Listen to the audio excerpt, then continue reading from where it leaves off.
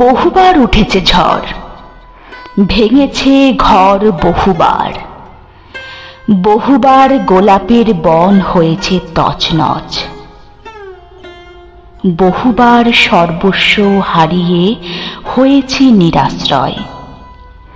তবু প্রতিবার তোমার কাছে দাঁড়াতেই পেয়েছি আশ্রয়, পেয়েছি ছায়া, আবার বেঁধেছি ঘর। কিন্তু আজ এ কি হলো? তুমিও আজ শান্তি দিতে ব্যর্থ।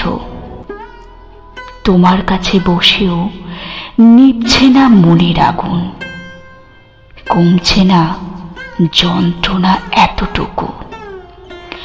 ভাঙনের তীরে বসে আছি বিচারের আশায়, চোখের সামনে ভাসছে অভয়ার মুখ। পুড়ে যাচ্ছে বুক সমস্ত সুখ, আনন্দ, হাসি, গান, উৎসব। এমন তো কখনো হয়নি রবীন্দ্রনাথ। কতবার অবিশ্বাস চেপে ধরেছে বিশ্বাসের গলা, কতবার প্রচণ্ড আঘাতে কেঁপেছে মাটি, নিভেছে আকাশ। কতবার যুদ্ধ এসেছে, রক্তে ভেসেছে মানুষ, এসেছে দুর্ভিক্ষ, মানুষ খেয়েছে মানুষ। কিন্তু তোমার কবিতার ছায়ায় বসতেই দূর হয়ে গেছে সব ভ্রান্তি, সব শ্রান্তি, সব রক্তক্ষরণ। তুমি দুহাত দিয়ে সরিয়ে দিয়েছ সব মেঘ, সব অন্ধকার। কিন্তু আজ এ কি হলো? আকাশ তো কই ভরে যাচ্ছে না আলোয় আলোয়, পাখির কণ্ঠে তো আবার ফিরছে না গান। সমুদ্র স্নানের পরেও আকাশ হচ্ছে না নীল।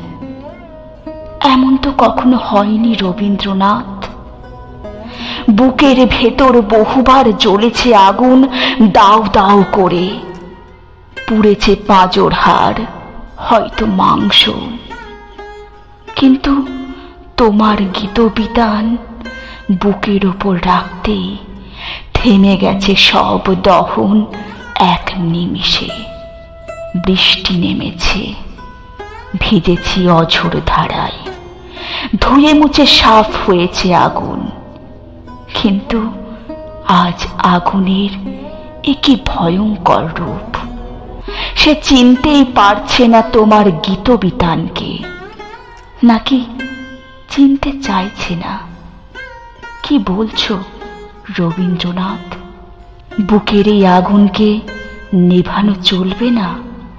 বুকের এই আগুন নিভে গেলে ফুটফুটে মেয়েটার পাশে দাঁড়াবো কি নিয়ে? তাই তো বুকের এই আগুন নিভে গেলে ফুটফুটে মেয়েটার পাশে দাঁড়াবো কি নিয়ে?